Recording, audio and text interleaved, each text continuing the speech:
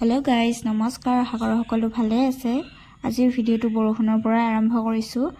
এইটো ভিডিও যোৱা কালিৰে হয়। এয়া প্ৰায় 1:30 মান বজাত বৰষুণ দিছে আৰু আমি যাবলৈ ওলাইছো। আমাৰ ওচৰত আছিল এঘৰ মানুহ তো উঠি গৈছে বৰমা হয় তো তাতেই যাও। এতিয়া ভাত খোৱাৰ নিমন্ত্ৰণ আছে, সাতমহীয়া নিয়ম। বৰষুণ দিয়া নাছিল ৰাতিপুৱাৰ পৰা, হঠাতে দি দিলে তো যাও তাতে। এতিয়া গোটেই কেইটা ৰখি আছো, মা মই বাইদেউ বৰমা এনেকৈ ৰখিলো কাৰণ বহুত বৰষুণ দিছে। তাৰপিছত আহি পিনে ডাইৰেক্ট ভাত খাইছো। দেৰিও হৈছে আহোতে আৰু খাই লৈ পিনে এতিয়া ঘৰলৈ যাবলৈ ওলাইছো। পথাৰখনো অকণমান দেখুৱাই দিছো আপোনালোকক।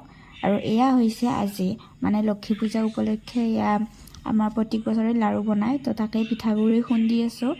আৰু এইফালে মায়ে প্ৰসাদৰ কাৰণে যোগাৰ কৰিছে।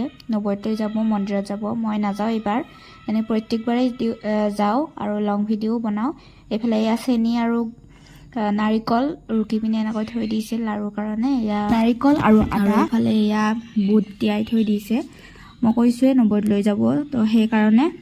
তাৰপাছত এয়া প্ৰায় 3:30 মান বজাত বাটৰ ফালে আমাৰ দুডাল সাপ ওলাইছে আৰু এন্দুৰ খাই আছে সিহঁতে। এয়া হৈছে গধূলিকৈ ঘৰতে এখন সৰুকৈ নবৌত বঢ়াইছো, যিহেতু মন্দিৰতো লৈ গৈছে আৰু ঘৰতো বঢ়াবও লাগে দিয়কচোন। তো সেইকাৰণে বঢ়ালে। আৰু এইফালে আমাৰ এইফালে মানে এনেকৈ এখন পাত দি দিয়ে ঘৰৰ প্ৰতি, এঘৰত এখন এনেকৈ। আজিলৈ আহিছো, বাই।